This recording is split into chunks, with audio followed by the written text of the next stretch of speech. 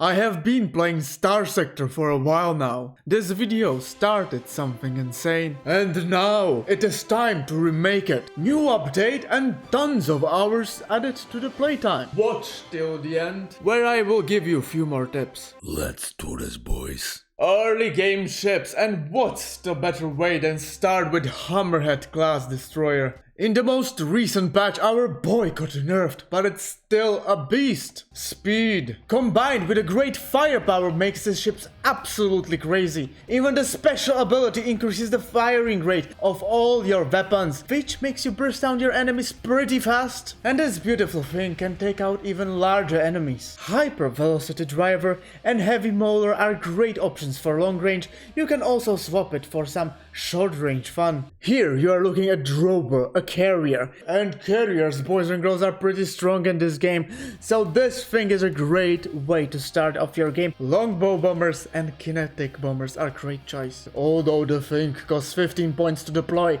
it is absolute beast, destroying smaller ships and larger in a matter of seconds. If you have this supporting your other fleet, your enemies will cry in pain. Next on our list, Thunder class destroyer. Very beautiful ship with one large energy slot in the middle. With the right build, it just eats through the enemies. And the same cost ships rarely can match up to its firepower. Very good choice. It has great flux stats. I recommend Tachyon Lance, Gravitator Beam, and Ion Beam. The cheapest ship on our list, 5-point frigate, Wolf class. For only 5 points you are getting an insanely mobile ship. Against enemies it can hold up its own and teleport, which is pretty nice. And you can obliterate your enemies and flank them, which is the absolutely best part about this ship. But be careful, it is really squishy. And as the name implies, it is a wolf, so it works best in a pack. And for early game utility ships, for fuel go with Pantheon,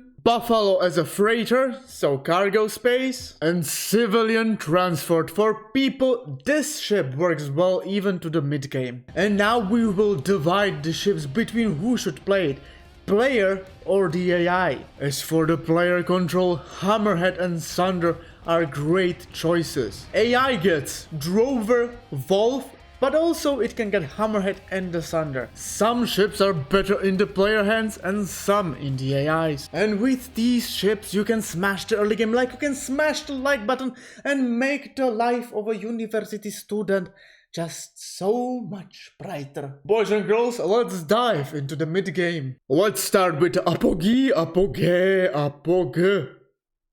One of the strongest, if not the strongest ships in the early to mid game. Why early to mid game? Because it only costs 18 points to deploy. The mixed stuff of this ship is just insane. It has great firepower, great mobility, and very tough shields. Even higher tier ships lose to this one.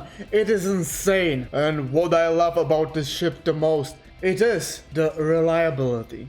Great flux stats, the only thing holding this ship back are quite low ordnance points, but we can manage. I prefer Tachyon Lance and the Locust Launcher because it is cheap. One important thing about the ships, you have to have stabilized shields because it lowers the flux cost of your shield. Next up, the Champion class. New ship, and I love this ship. It is great. It costs 25 points. And it is a wonderful mix of everything. If we compare this ship to Apogee or whatever you call it, it also has armor, so it is fast, decent firepower, similar slots, 1 energy and the rocket launcher. But what makes this ship cost more points to deploy? Well, in my opinion, it is the special ability. If you click it, like the Thunder, it increases the energy weapon damage. Which might not seem like it, but when the Tachyon Lance shoots and you will activate the special ability, you just tear through the enemy. And when the enemy is low on flux, you fire the torpedoes. And you miss all of them. And you fire the torpedoes. Oh my god! if you don't play like stupid bugger, usually you don't lose the HP. It is amazing. The Reaper launcher is great. You can choose your own things, but I think it is amazing with this loadout. And if you activate the ability as the Tachyon lens shoots, it just obliterates the enemies. We have two carriers, Heron and Mora. And in my opinion, Heron is stronger because it is more mobile. Let's dive right in with the loadout as well. Dagger torpedoes, 2 of them, and 1 kinetic bomber. Carriers are just OP and amazing, especially when you have more ships in your fleet. They deal insane damage, and with bigger targets, if they are distracted or fluxed out, these things deal insane damage. And Heron is mobile, so when you have other things alive, this thing is usually alive as well and dishing out insane damage. This 22-point cost ship is Eagle. This thing has few things in common with the other ship. It is mobile, relatively survivable, and it has great firepower as well. And while not getting hurt from the range, you can obliterate your enemies. This used to be my favorite midline ship. And I think it would be a real shame if you didn't go long range build. Hyper velocity driver and mauler. And in the energy slots, 2 gravitor beams and an ion beam. And what? We have one more ship. Say hello to Fury. For a 15-point ship, it is extremely mobile as well. But it also has a very nice firepower. So you can go around your enemies, eventually getting to their behinds. And when you are there, it is over, boys. The enemies will scream in pain. And one more Reaper. Oh, I missed it. 2 phase lances and 1 Reaper launcher. I use 2 of these through the mid game to the late game because they are great when pursuing fleeing enemies because they are super fast with decent firepower. With the utility ships in the mid game, the only thing that changes is the cargo ships, and you will buy yourself a Colossus. Make sure install something that increases its speed. I'm using militarized subsystems and also efficiency overhaul. Again, player or AI, Champion and Eagle are great in the player hands, and all the rest of the ships are also great in the AI hands. I recommend Apogee as your first midline ship because I think it is kinda OP. So until you find replacement, of course, players should pilot it. Is it your first time playing this game? If so, check out the comments below. There are helpful people that shockingly played more of this game than I did, and they will also give their opinions, so check it out as well and give them some love. Great thing about the capital ships is that they are one of the most balanced ship in the game, so it is hard to choose. Say hello to Astral, the biggest and strongest carrier in the game. The deployment point was increased to the 50, however order points were increased as well and has 7 fighter bays. I recommend this build consisting of long bombers, kinetic bombers and 1 Reaper fighter. Usually you don't have enough points to fill out the weapons of the ship, but that is okay, because you should focus on the beautiful fighters. They're going in, doing some nice damage. And then you can use the special ability which recalls all the fighters. This ship does amazing jobs as a carrier, especially if it has other support on the map, destroying and obliterating everything that comes in its way. And now for the strongest ship in the game, Paragon. It is a hefty boy, 60 point of cost. It has insane range because the special hull mod on the ship increases the range of the energy weapons by 2, which means that it outranges everything in the game. That means usually the ships don't have even chance of touching it, while this ship dishes out insane amount of damage. Currently the onslaught can't even touch me, and if he would get closer, we would turn on the shields, which are one of the strongest in the game, and the special ability increases the absorption of the shield, so you're even more tankier. I recommend putting on Tachyon lances, but you can do with any other energy weapon. It has insane flux dissipation, and one important thing to keep it that way, put on stabilized shields and shield conversion, so your shields when they're up don't eat most of your flux. The same goes for my favorite ship, Conquest. Put stabilized shields so you have reduced unkeep on your shields, and then you can burst enemy towns like there's no tomorrow. It has heavy integration, that means the big weapons are reduced in cost. For a 40-point ship, this ship has insane firepower because it has very good flex stats. It dishes out insane amount of damage and it's flexible. And when your enemies start losing the shields, it is over for them really fast. There are multiple builds I recommend. One of this is a mix of Hephaestus assault guns and Mark 9 autocannons. Also Mjolnir cannons are on it very good. And if you use story points on your favorite ship, you can pimp it up to the max. This is my preferable build if I have 2 story points used. If I would choose 3 best ships for the late game, I would choose Paragon, Conquest and Astral. But Duran, there's still 3 capital ships left, and I agree, and they are so close in power that I will go through them fast because everybody has their tastes. First of all, we have the Odyssey. Most of the people prefer this ship over the Conquest. Personally, I cannot fathom it, but still, it is super mobile. The special ability makes it fast.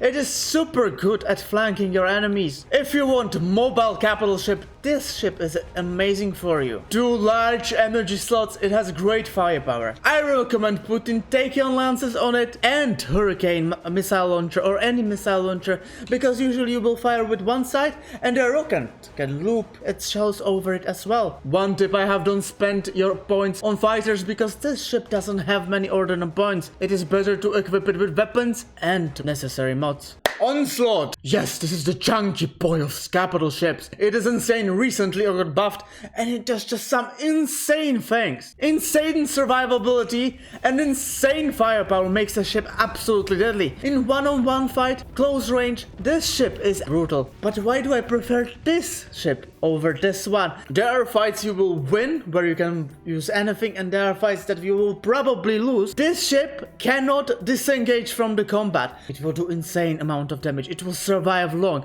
But when you're at a disadvantage, you need mobile ship, and this cannot escape. If it gets overloaded, it dies. And now for the other carrier, the Legion class. The big difference you can notice, it has only 4 fighter base and a low amount of ordnance points. However, this ship is a tanky boy. It has quite nice armament, so it can do the 1v1 combat, and it isn't afraid of taking some punches. The only sad thing about the ship, it is somewhere in the middle, so it is not that strong frontline as the Conquest, and it's not as strong as carrier as Astral. It's somewhere in the middle, but it's also great. Go for flash bombers or swap these for Kopesh bomber. And now for the utility ships for the late game, starting with the Prometheus, the biggest fuel ship in the game. This thing is worth more than 3 of these, but it's more efficient, so it's always preferable in the late game to swap the small fuel ships for these. Don't forget to put augmented drive and efficiency overhaul. Augmented drive because this boy is slow, and efficiency overhaul so it doesn't eat that much. Same goes for Atlas. This is a cargo ship. It is more efficient, that therefore you should use this ship, augmented drive and efficiency overhaul as well. And as for troop transport, which you probably should get from the mid game, not in the late game already, a Valkyrie class transport ship, which not only transport your troops and people into the battle, but it also adds ground support. Dispatch raiding is one of the most important ways to make money, so this ship is amazing. Alright boys, you know the drill. Player or the AI? First of all, Conquest, Odyssey and the Onslaught are great in the player hands. Conquest especially. An AI can pilot all of these ships. For example, Astral is always piloted by the AI because it is a carrier. You can pilot it, but what's the point? But here's a shocker, the least recommended ship I would give to the AI is the Conquest. The Conquest has the speed, has the firepower, but it's squishy, and the AI does sometimes stupid stuff, so it dies super fast. So this is where the Odyssey sometimes goes ahead in the AI hands, because it just doesn't die as often. And now for the tips. First tip is that the flux stats are very important in this game. It basically means how much can you shoot and how much damage can you take before you overload. So stats like flux dissipation are good indicators how much firepower does the ship have. Which goes to the tip number 2. The ships in the game are very balanced, especially the higher tiers. So there's no point where you can really mess up. Mostly because they work as a chassis, so you put weapons on it and the power of the ship will mostly depend on what weapons you put on it. Third tip is you need balanced loadout, meaning that you won't put all your ordnance points into the weapons, but also consider mods and putting most of the remaining points into flux dissipation. Balanced firepower means that you will have enough damage to get through the shields and through the armor. Fourth tip is on some ships you will have insane shield flux anki. For example on apogee. So you can lower it by half by using stabilized shields or shield conversion. And the last fifth tip is about mods. Integrated targeting unit is in my opinion the most important mod in the game. It increases the range of your weapons, and if your ship has multiple missile slots, the extended missile racks are must have as well. Also, nearly forgot the sixth tip. Phase ships like Doom class are overpowered. Boys and girls, I hope you found this video helpful. Leave your favorite ships down in the comments below, and I will see you next time. Ciao ciao and take care.